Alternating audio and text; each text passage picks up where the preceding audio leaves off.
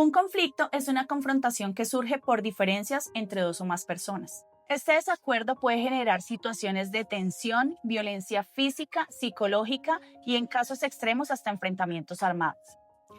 Pero hoy vamos a hablar de la mejor parte del conflicto, aquella que habla de la construcción que surge en el posconflicto cuando se construye con aquello que en algún momento causó destrucción.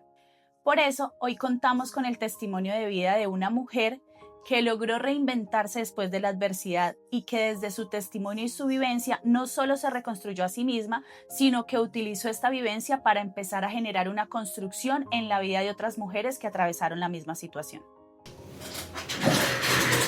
Bienvenida, Karina, a este espacio, tu espacio. Muchísimas gracias por aceptar la invitación. No, a ti por invitarme y poder venir aquí y compartir con ustedes esta historia.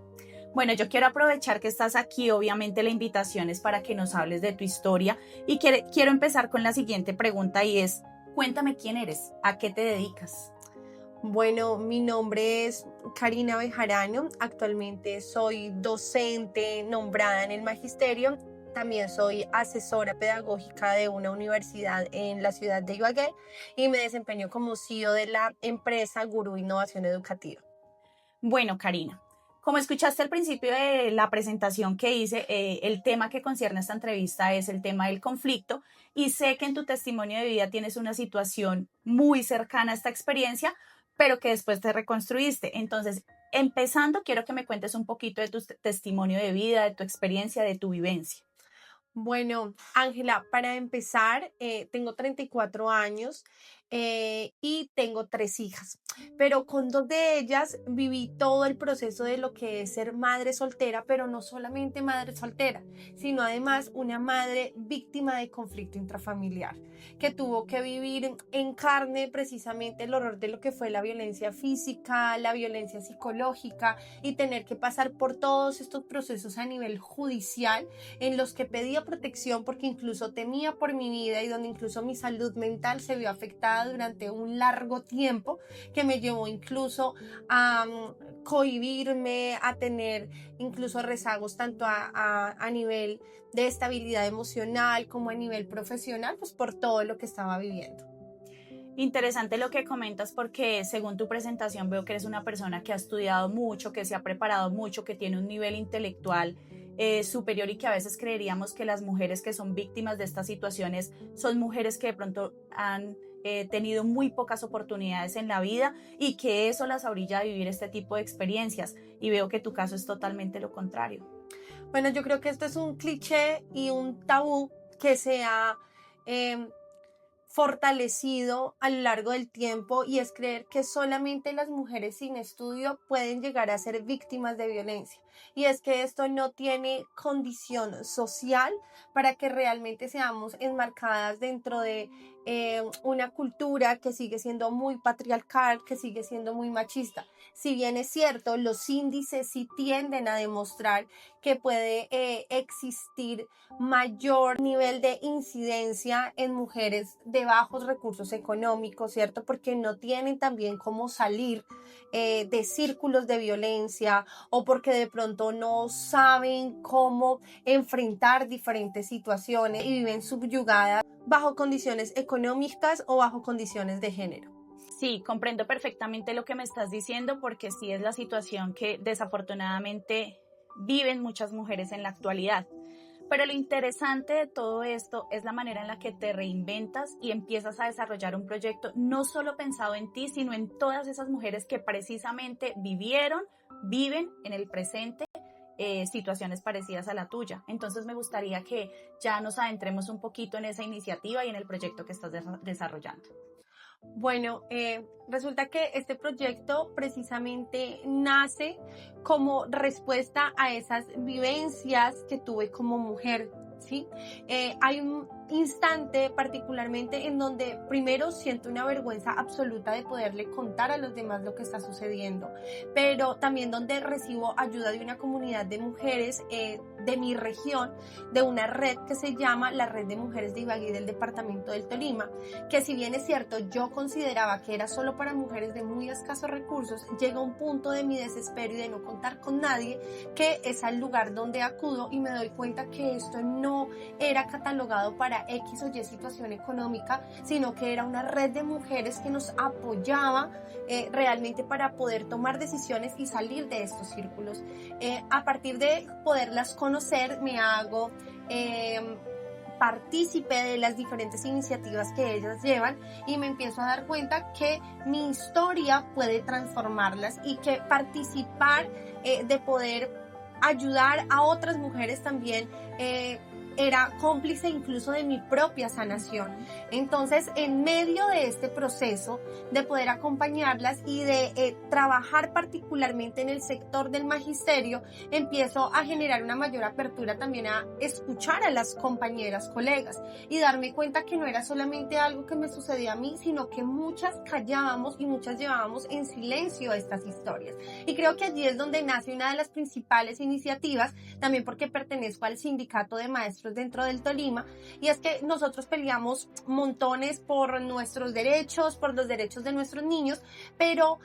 difícilmente se nos dan espacios para decirnos, oye, tú estás siendo maltratada como maestra, nos gustaría escucharte, nos gustaría defenderte, y desde aquí surge precisamente el FEMAR, que es una comunidad de mujeres que en este momento ya tiene más de 250 integrantes y que se traduce en feminidad, aula y revolución. Desde esta iniciativa que surge precisamente a inicios del año 2025, acompañamos a mujeres en el empoderamiento, pero sobre todo pues desde el conocimiento de lo que son las rutas de atención en violencia, también en el empoderamiento desde el crecimiento personal, desde la inteligencia emocional, desde la toma de decisiones y la comunicación asertiva. Y realmente hemos logrado un impacto maravilloso porque nos hemos encontrado con historias y testimonios incluso mucho más fuertes que el que yo pudiese traer en mi vida, y hemos hecho pues ese match realmente para poder acompañarnos y buscar entidades que nos acompañen en el proceso de la defensa de los derechos de nosotras como mujer y pues en las protecciones que requerimos. Muy interesante porque según lo que escucho pasaste de llegar a un proyecto desempeñando inicialmente un papel de víctima para tomar ahora un papel de líder que toma la bandera del proyecto, toma la bandera de la iniciativa y que muy seguramente, así como tú, muchas mujeres están reconstruyendo de la mano de FEMAR. Quisiera que me compartas de pronto algún testimonio, algo de alguna de esas mujeres que tú veas que ha surgido, que ha crecido, que en qué va, que está desarrollando y pues que me compartas por favor eso. Claro que sí, mira, dentro de la comunidad que nosotros tenemos, que a propósito aprovecho para contarte, Ángela, que ha sido una iniciativa tan linda que incluso hoy en día esa red, esa primera red a la que yo llego como víctima, es aliada estratégica del FEMAR, pero además hoy en día la Gobernación del Tolima por medio de la Secretaría de la Mujer también son aliados estratégicos con el FEMAR y nos acompañan en los diferentes procesos, ¿sí? Y desde las capacitaciones que hemos recibido con ellos, también con la Universidad de Ibagué en temas de género y protección, pues dentro de nuestro equipo hay mujeres que se vienen formando como líderes. ¿Líderes para qué? Para escuchar, para aconsejar de forma asertiva, desde rutas de acción puntuales, desde psicología, ¿cierto? Y que alguna de las experiencias lindas que hemos tenido, o más allá de lindas, lo digo en el sentido de podernos acompañar porque son historias muy tristes, es una docente que llama a una de nuestras líderes una noche más o menos sobre las 10, 11 de la noche y le habla muy bajito, incluso no la conocía, simplemente llama a una de las líneas que nosotros tenemos y le hace partícipe, bueno, que está sufriendo una situación de violencia con su esposo. En ese momento, una de nuestras líderes del equipo tipo le pregunta en dónde está, si necesita de la policía, igual se encontraba en un municipio del departamento y ella le dice que no, que solamente quiere hablar, pero todo lo que empieza a contarle lo hace en voz muy baja y dentro de ello pues le comenta que está siendo maltratada, que su esposo la golpea, que ella quiere salir de ese lugar pero no sabe cómo hacerlo, que el esposo le maneja las finanzas y el sueldo que le llega mensualmente, que no sabe a dónde acudir y que ella necesita un apoyo porque no tiene amigas ni nadie con quien hablar. Entonces pues en ese proceso una de nuestras líderes en primer lugar la escucha sin juzgarla, sin decirle ya digamos de alguna manera qué es lo que tiene que hacer, porque finalmente no es nuestro fin, sino que es más poderla acompañar en las emociones que está vivenciando y por supuesto si vemos alguna situación de riesgo ya poderla guiar para que sea ella también misma quien tome la iniciativa de denunciar, porque igual cuando llamamos nosotros no conocemos a esta profe, es una de las tantas profes que tenemos en el departamento. Pero posterior a esto pues se genera un lazo muy fuerte con una de nuestras líderes hasta que ella toma la decisión alrededor de un mes después de denunciar a su esposo, pero también de salir de su hogar para emprender pues una vida diferente con sus hijitos. Que es fácil, no, que aún se encuentra en el proceso, sí, porque sabemos que la justicia es un poco lenta, pero que ha tomado una decisión distinta al sentirse acompañada por una red que realmente pues le muestra que existe un camino diferente. Y es que, Karina, has tocado un tema muy importante en esta intervención que has hecho y es que muchas veces nos limitamos a juzgar el hecho de que las mujeres no salgan de ese círculo vicioso, pero no entendemos que más allá de juzgar, muchas de estas mujeres lo que necesitan es un proceso de orientación porque no saben ni siquiera cuáles son los pasos a seguir para poderse liberar de esta carga emocional que están viviendo. No solamente el hecho de escuchar, que es muy importante porque muchas veces lo que tú decías, ella solamente quería ser escuchada, sino que además es la guía de cuál es el paso a seguir, a qué entidades debe acudir, con qué entidades puede apoyarse. Y después de eso, dar un salvavidas, dar como dicen coloquialmente, no dar el pescado, sino dar la caña para enseñarle a solventar sus gastos y sus necesidades, que en muchas situaciones es lo que las ata a esa condición de violencia. Entonces me interesa mucho, me llega mucho lo que estás diciendo. Y ya como para empezar a cerrar, Karina, quisiera que nos des un consejo desde tu experiencia personal para todas esas mujeres que de pronto están viendo esta entrevista y que quisieran esa oportunidad de mejorar, de salir de las condiciones que están viviendo, desde tu experiencia como víctima y ahora como líder del proyecto que estás abanderando. Bueno, en primer lugar, que esto no es algo que le sucede a solamente unas mujeres. De por sí está demostrado que más del 90% de las mujeres en algún momento hemos sufrido alguna situación de violencia, que no está mal hablar, que ese cuento que nos dan desde niñas que la ropa sucia se lava en casa es falso, que nosotros realmente debemos manifestar cuando nos estamos sintiendo violentadas, cuando nos estamos sintiendo tristes, que salir de los círculos de violencia sí es posible, que es importante